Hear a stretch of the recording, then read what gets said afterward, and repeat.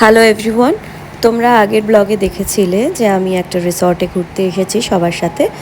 তো এই রিসর্টটার কিছুটা পোর্শন তো তোমাদের দেখিয়ে দিয়েছি। আজকে তোমাদেরকে ঠিক করেছিলাম আমাদের রুম ট্যুরটা করাবো। তো চলো আজকে রুম ট্যুরের সাথে সাথে আর এই রিসর্টে কী আছে সেগুলো তোমাদেরকে দেখিয়ে দিই। পুল এরিয়া, সত্যি কথা বলতে পুলটা ফটোতে অনেক বেশি সুন্দর লাগছে, কিন্তু বাস্তবে তা নয়। পুলটা সুন্দর হলেও জলের কোয়ালিটি খুব খারাপ ছিল, মানে মেনটেনেন্স একেবারে হয় না বললেই চলে। আমার তো মনে হয় যে মেনটেনেন্স থাকলে জলের মধ্যে পোকা মাছি এগুলো ঘুরে বেড়াতে পারে না। যাই হোক, আর জলটা হয়তো অনেক দিন ক্লিয়ার হয়নি, বিকজ অনেক দিন ধরে হয়তো জলটা রয়েছে। যাই হোক, এবার আসি, এখানে একটা রেইন ডান্সের জায়গা করা আছে, এটা বেশ সুন্দর লেগেছিল। তোমরা যারা পুলে স্নান করতে চাও না তারা রেইন ডান্স করতেই পারো। ব্যাপারটা কিন্তু বেশ ভালো। আমি এখানে ফার্স্ট টাইম এলাম, তো মানে রবিবারের ছুটিতে বা শনিবারের ছুটিতে, শনি রবিবারের ছুটিতে আসার জন্য কিন্তু এটা বেশ ভালো একটা জায়গা। এবার ঘুরে ঘুরে আমি তোমাদেরকে দেখাবো। আমি এখনো ঘরটা দেখিনি, রুমটাও দেখাবো তোমাদের। এই গুহা লিপি হচ্ছে আমাদের রুম। সো বাইরে সেরকম টেক্সচার করা।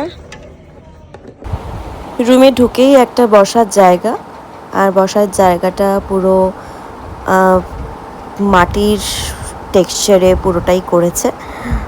এরপর চলুন দেখাই আমাদের বেডরুমটা। বেডরুমটা হচ্ছে 4 বেডের রুম, যেহেতু আমরা 4 জন একসাথে থাকবো।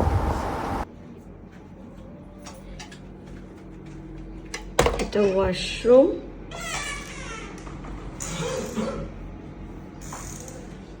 আরামসে এখানে তোমরা 4 জন শুতে পারবে। আর এইটা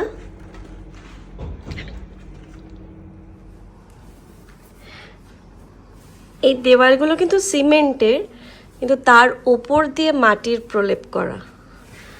মানে আগেকার দিনে যেরকম মাটির বাড়ি হতো সেই রকম ডিজাইনটা জন্য এই জায়গাটা একটা স্টেপ করে দিয়েছে, উঠে বসতে পারবে এখানে। এটা গদি।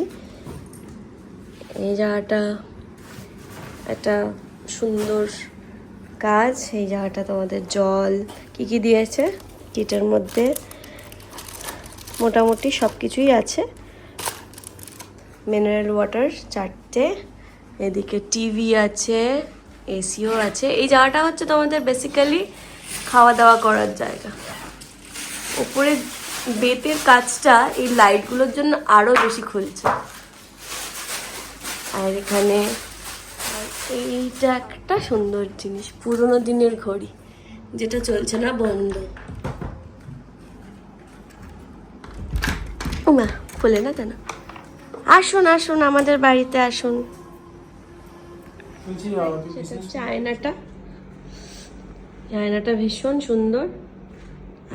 আর একটা জিনিস, সেটা হলো পুরোনো দিনের রেডিও।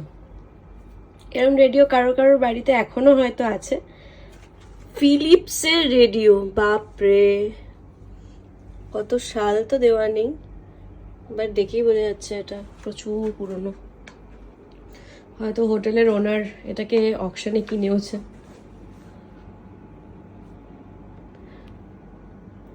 পুরো হোটেলটার মধ্যেই একটা মানে হাতের কাজের ছোঁয়া আছে। এইগুলো তো পুরো হাতের কাজ দিয়ে করা, খোদাই করে, বোঝাই যাচ্ছে এগুলো মেশিনারি ওয়ার্ক নয়। আর সেই ছিটকিনি আমার বাড়িতেও ছিল আগে। এখন আসার সাথে সাথে একটা আম পোড়া শরবত দিয়েছে,